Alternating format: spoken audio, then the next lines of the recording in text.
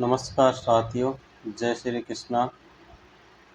आज आपके लिए 5 नंबर का श्लोक लघु पाराशरी पुस्तक का लेकर आया हूँ।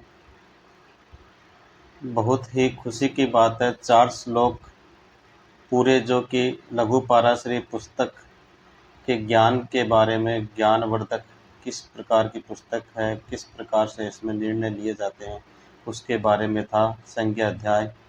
अभी 5वें नंबर के श्लोक से आपको पूरी जो ज्योतिष विद्या है उसके बारे में सभी सटीकता से सारे श्लोक आपको बहुत अच्छी तरीके से समझाऊंगा। इनको सीखने के बाद यहीं से ज्योतिष कला से शुरू होती है, 5वें श्लोक से।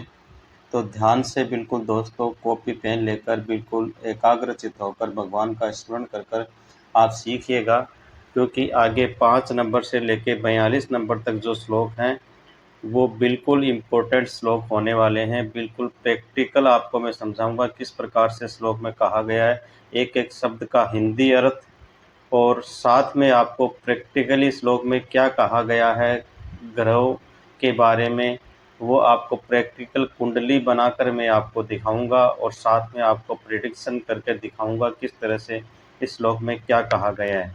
तो आइए चलते हैं दोस्तों 5वें नंबर श्लोक की ओर।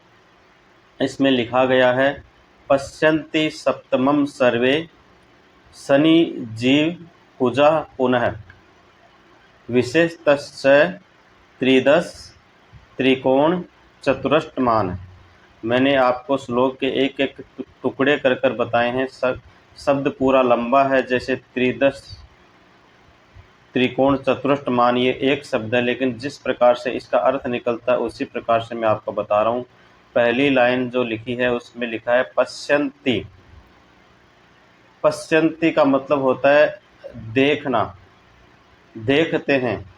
सप्तमम, 7वें भाव को या 7वीं दृष्टि से, 7वें भाव या 7वीं दृष्टि से देखते हैं। सर्वे मतलब सभी, सर्वे का मतलब सभी, यहाँ सभी से मतलब 9 के 9 जो ग्रह हैं उनकी बात कही गई है। पश्यन्ति सप्तमम सर्वे, सभी के सभी 9 ग्रह देखते हैं 7वीं दृष्टि से या अपने से सामने वाले 7वें भाव को।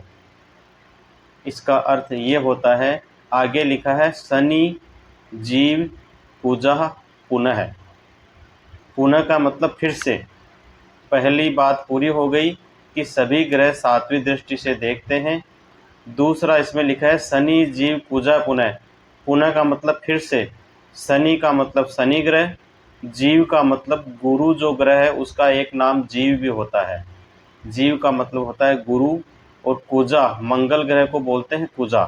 कुजा का अर्थ मंगल ग्रह। शनि जीव कुजा पुनः।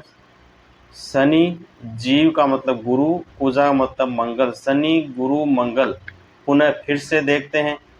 किस प्रकार से? विशेष तस्य, विशेष दृष्टि से, विशेष तरीके से। क्या क्या है वो? त्रिदश त्रिकोण चतुष्टयमान। त्रिदश का मतलब 3 और 10, त्रि का मतलब 3, 10 का मतलब 10। सबसे पहले यहाँ पे ऊपर लिखा है शनि। तो शनि जो ग्रह है, ऊपर जिस हिसाब से ग्रहों की को लिया गया है, पहले शनि फिर गुरु फिर मंगल, उसी प्रकार के नीचे दिया गया है। शनि के नीचे दिया गया है त्रिदश। तीसरी और 10वीं दृष्टि जो होती है वो शनि की होती है। एक्स्ट्रा सभी ग्रहों की 7वीं दृष्टि होती है, वो सबसे पहले दिया गया है। लेकिन उसके अलावा एक्स्ट्रा जो दृष्टियां हैं वो 3 ग्रह की होती है, शनि गुरु और मंगल की। वो किस प्रकार से होती हैं? शनि की जो एक्स्ट्रा दृष्टियां होती हैं वो होती है त्रिदश, तीसरी दृष्टि और 10वीं दृष्टि। त्रिदश, उसके बाद में लिखा है त्रिकोण। त्रिकोण के जो भाव होते हैं, जो घर होते हैं कुंडली में, मैं आपको प्रैक्टिकली बताऊंगा, लेकिन अभी एक केवल हिंदी अर्थ आपको बता दूं, उसके बाद कुंडली खोल के भी बताऊंगा आपको। त्रिदश के बाद लिखा है त्रिकोण। त्रिकोण का मतलब होता है 5 और 9, 5वां घर और 9वां घर। 5वें भाव को और 9वें भाव को त्रिकोण के भाव कहते हैं। इसलिए जीव बीच का शब्द जो शनि के बाद जीव है, गुरु की जो दृष्टि होती है, जीव मतलब गुरु, उसकी त्रिकोण 5वीं और 9वीं दृष्टि एक्स्ट्रा होती है 7वीं के अलावा। 7वीं दृष्टि तो सभी ग्रहों की होती है। उसके बाद है कुजा यानी मंगल, मंगल ग्रह की दृष्टियां चतुरष्टमान है।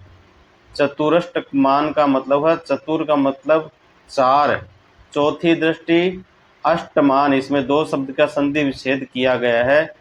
चतुर अष्टमान है, तो अष्टमान का मतलब 8वीं दृष्टि, चतुरष्टमान चौथी और 8वीं दृष्टि जो है वो मंगल ग्रह की दी गई है। तो ये 3 ग्रह के बारे में बताया गया। बाकी 9 में से 3 को निकालते तो 6 के 6 जो ग्रह बचे उनकी केवल 7वीं ही दृष्टि होती है। राहु और केतु की एक्स्ट्रा दृष्टि होती है, वो मैं आपको बताऊंगा बाद में। तो शनि की, गुरु की और मंगल की एक्स्ट्रा दृष्टियां होती है 7वीं के अलावा। कौन सी दी गई हैं? तीसरी और 10वीं शनि की, 5वीं और 9वीं त्रिकोण गुरु की, चतुरष्टमान चौथी और 8वीं मंगल की। इस प्रकार से सभी ग्रहों की दृष्टियां दी गई हैं। सभी ग्रहों की 7वीं दृष्टि होती है, उसके अलावा 3 ग्रह की एक्स्ट्रा दृष्टियां होती है। ये बात हुई हमारी इसका हिंदी अर्थ जो श्लोक का दिया गया। अभी मैं आपको लेकर चलता हूँ प्रैक्टिकल की ओर। ये आपके सामने दोस्तों कुंडली खुली हुई है। इसमें पहला जो भाव है कुंडली में, वो देखो दोस्तों ऊपर 2 नंबर लिखा हुआ है, आप समझ रहे होंगे। 2 नंबर जहाँ पे लिखा है वो कुंडली का पहला भाव होता है। पहले भाव का मतलब पहला घर भी बोल सकते हैं इसको। पहला घर, यहाँ पे 2 नंबर लिखे हों, चाहे 4 नंबर लिखे हों, चाहे 5, कितने भी नंबर 1 से लेकर 12 तक, 1 से लेकर 12 तक जो नंबर, कितने कुछ भी नंबर लिखे हों, आपको कन्फ्यूज़न में नहीं होना है। इसमें केवल ये पहला भाव ही रहेगा, पहला घर ही रहेगा। नंबर कोई भी लिखे हों चाहे आपको।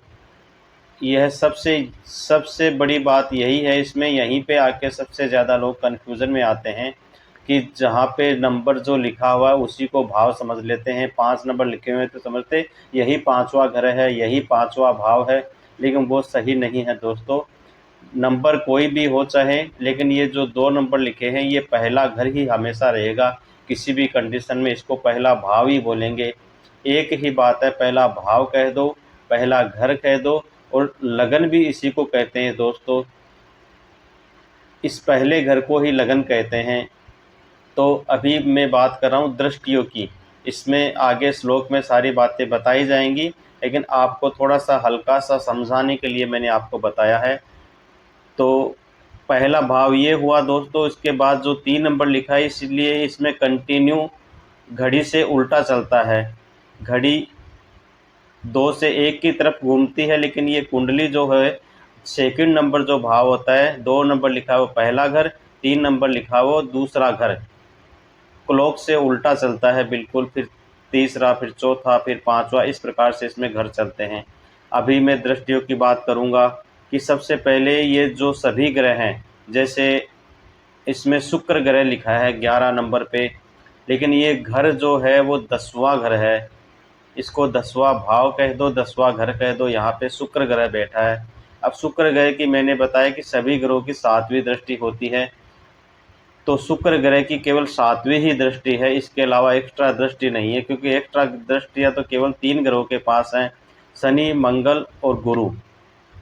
शुक्र की केवल 7वीं दृष्टि। तो यहाँ से शुक्र 7वीं दृष्टि पे कहाँ पे देखेगा? यहाँ पे 10वें घर में तो बैठा है, लेकिन 7वीं दृष्टि इसकी जाएगी दोस्तों सीधी, मैं आपको बता दूं, यहाँ पे दोस्तों ये 7वीं दृष्टि इसकी जाएगी। मैं तीर का निशान बना देता हूँ। ये इस भाव में 5 नंबर जो लिखा है, इस भाव में 7वीं दृष्टि यहाँ से जाएगी। आप गिन भी सकते हो दोस्तों। गिनोगे कैसे? 7 की गिनती कहाँ से स्टार्ट होगी? 11 नंबर जहाँ लिखा है वहाँ से 1 नंबर से स्टार्ट हो। 11, 12, 1, 2, 3, 4, 5 तक आप गिनोगे तो 7 ये काउंटिंग हो जाएगी।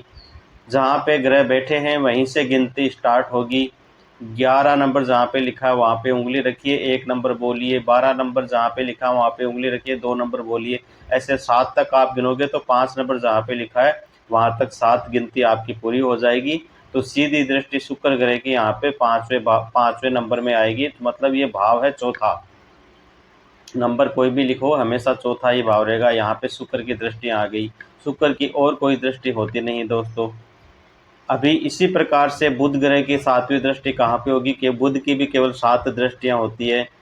तो बुध शुक्र से एक ग्रह पहले बैठा है, तो इसकी दृष्टि भी एक ग्रह पहले पूरी हो जाएगी। यहाँ पे 7वीं दृष्टि पूरी हो गई बुध ग्रह की। 9वें घर में बुध ग्रह बैठा है, यहाँ से 7 गिनेंगे तो यहाँ पे जहाँ पे मैंने तीर का निशान लगाया वहाँ पे 7 गिनती पूरी होगी, बुध ग्रह की यहाँ पे दृष्टि आएगी। इसी प्रकार से 7वीं दृष्टि जो भी ग्रह की, जैसे सूर्य की जो दृष्टि है 7वीं दृष्टि यहाँ पे आ जाएगी। इस प्रकार से ग्रहों की 7वीं दृष्टि का अपन काउंट करते हैं। अभी मैं आपको बाकी ग्रह की जो दृष्टियाँ हैं वो मैं आपको बताता हूँ, जैसे शनि की, मंगल की और गुरु की। अभी सबसे पहले शनि ग्रह की लेते हैं। 7वीं दृष्टि शनि ग्रह की यहाँ पे आएगी दोस्तों। वो ही उल्टा गिनेंगे अपन, 5 के बाद 5वें चौथे भाव में शनि जहाँ पे बैठा है वहाँ से गिनती स्टार्ट करेंगे। तो शनि बैठा है वो पहला घर, उसके बाद दूसरा, तीसरा, चौथा, 5वां, छठा और 7वां। शुक्र जहाँ पे बैठा है वो 7 तक गिनती पूरी हो जाएगी। 7वीं दृष्टि शनि की यहाँ पे आएगी। अभी शनि की एक्स्ट्रा दृष्टियाँ मैंने बताई थी, त्रिदश, श्लोक में लिखा था त्रिदश। तो त्रिदश का मतलब तीसरी और 10वीं। शनि जहाँ पर बैठा है वहाँ से 3 गिनेंगे, तो 1, 2, 3। शनि जहाँ पर बैठा है वहाँ से 3 गिनने पर यहाँ तक गिनती आएगी दोस्तों। आप कैलकुलेशन करके देख लीजिएगा। जैसे शनि जहाँ पर बैठा है वो पहला घर, उसके बाद दूसरा, उसके बाद तीसरा, ये शनि की तीसरी दृष्टि होगी। एक शनि की बताई थी त्रिदश, 10वीं दृष्टि। 10वीं दृष्टि कहाँ पे होगी? 7 तो यहाँ तक गिनती जहाँ पे शुक्र है वहाँ तक 7 गिनती पूरी हुई थी। फिर 12 नंबर लिखे हैं, 8, फिर 9, फिर 10। यहाँ पे शनि की दृष्टि की 10वीं गिनती पूरी होगी, 10 तक। ठीक है दोस्तों, शनि की दृष्टियाँ, 3 दृष्टियाँ शनि की हो गई। 7वीं तो सभी ग्रह की होती है। एक्स्ट्रा दृष्टि शनि की कौन सी हो गई? तीसरी और 10वीं। कहाँ पे पूरी होती है तीसरी दृष्टि? मैंने आपको बता दी, आप कैलकुलेशन करके देख सकते हैं। यहाँ पे मतलब शनि जो ग्रह है कुंडली में अगर अच्छा होगा, बुरा होगा, अच्छा होगा तो अच्छा प्रभाव देगा, बुरा होगा तो बुरा प्रभाव देगा। इन घर पर भी देगा जहाँ पे वो देख रहा है। इसी प्रकार से मंगल की आप देख लीजिए। मंगल ग्रह की जो 7वीं दृष्टि वो सीधी यहाँ पे आएगी। 7वीं तो सभी ग्रह की होती ही है। उसके बाद मंगल ग्रह की चौथी दृष्टि, चौथी आप गिनोगे यहाँ से तो 1, 2, 3, 4, जहाँ पे 12 नंबर लिखे हैं वहाँ पे चौथी दृष्टि मंगल की आ जाएगी। 4 तक गिनती गिनोगे, 9 से 9, 10, 11, 12। यहाँ पे ये 12 नंबर लिखे हैं, 11वां घर है दोस्तों। कुंडली में 2 नंबर लिखा है, वहाँ से पहला घर स्टार्ट होता है। गिनती गिनते जाओगे तो 1 नंबर तक पूरे 12 हो जाएंगे। ये 7वीं दृष्टि मंगल की हो गई दोस्तों। उसके बाद मंगल की चौथी और 8वीं, मंगल की चौथी दृष्टि कहाँ पे पूरी होती है मैंने आपको बता दी। 7वीं दृष्टि कहाँ पे पूरी होती है मैंने आपको बता दी। उसके बाद 8वीं दृष्टि, 8वीं दृष्टि 7 यहाँ पे पूरी हुई है, तो 8वीं दृष्टि दोस्तों मंगल की यहाँ पे केतु जहाँ पे बैठा वहाँ पे पूरी होंगी। ये मंगल की दृष्टियाँ हो गई, चौथी, 7वीं और 8वीं। इसके बाद अंतिम ग्रह गुरु की आपको बताता हूँ मैं। गुरु की दृष्टियाँ मैंने आपको श्लोक में बताई थी। त्रिकोण, त्रिकोण का मतलब 5 और 9, 5वें भाव को और 9वें भाव को त्रिकोण कहते हैं दोस्तों। तो 5वीं और 9वीं दृष्टि जो होती है वो गुरु की एक्स्ट्रा होती है। जैसे 7वीं दृष्टि तो कंटिन्यू सभी की रहती है, तो 7वीं दृष्टि गुरु की यहाँ पे हो गई। अभी निकालनी है अपने को 5 और 9, तो गुरु की 5वीं दृष्टि यहाँ पे आएगी। अभी 9वीं दृष्टि गुरु की कहाँ पे होगी? 9वीं दृष्टि गुरु की यहाँ पे होगी, क्योंकि 7 जहाँ पे दृष्टि आ रही है उसके बाद 8वीं और 9वीं, ये गुरु की दृष्टियाँ होगी। इन भावों में गुरु जब देखेगा, अच्छी पोजीशन में होगा, तो अच्छी दृष्टि से अच्छा फल देगा गुरु। इस प्रकार से जो फल है वो आपको आगे श्लोक में जैसे जैसे आप पढ़ेंगे आएगा, आपको मैं आगे बताऊंगा किस प्रकार से दृष्टियों का प्रभाव पड़ता है, ग्रह कैसे अच्छे होते हैं, कैसे बुरे। आज ये दृष्टि वाला चैप्टर बिल्कुल आपको मैंने प्रैक्टिकल करके बताया है। आशा करता हूँ आपको अच्छा लगा होगा और आपको कॉन्फिडेंस हुआ होगा कि हम ज्योतिष का अध्ययन अच्छे से कर रहे हैं। आज के लिए इतना ही। वीडियो ज़्यादा लंबा हो गया होगा शायद, इसके लिए माफ़ी चाहता हूँ। लेकिन आपको समझाने के लिए सटीकता से आपको बार-बार मैं इसीलिए बोल रहा हूँ कि आपको अच्छी तरह से बिल्कुल समझ में आए। और एक बार बताने से भूल हो जाती है, लेकिन बार-बार बताने से आपको सटीकता से यहीं पे आपको याद हो जाएगा। आपको ज़्यादा दिमाग पे लोड नहीं लेना पड़ेगा दोस्तों। आज के लिए इतना ही। अगले वीडियो में 6 नंबर का श्लोक लेकर आऊँगा, ज़्यादा लंबी नहीं, लघु पाराशरी। लघु पाराशरी से ज्योतिष सीखना बहुत आसान है, केवल श्लोक का सटीक अर्थ आपको आना चाहिए। प्रैक्टिकल आपको मैं बिल्कुल अच्छी तरह से बताऊंगा, सटीक आपको बिल्कुल हिंदी अर्थ श्लोक का मैं आपको बताऊंगा। आप बने रहे वीडियो पे। अगले वीडियो को देखने के लिए आप मेरे चैनल को सब्सक्राइब कर सकते हैं, अगर आपको अच्छा लगे तो, ताकि अगला वीडियो जब भी आए आपके पास नोटिफिकेशन आ जाए। नोटिफिकेशन के लिए आप घंटी को, बेल के आइकॉन को सब्सक्राइब करके दबा दीजिए, ताकि जब भी मैं वीडियो अपलोड करूं आपके पास डायरेक्ट नोटिफिकेशन आए, आप अगले वीडियो को देख पाएँ।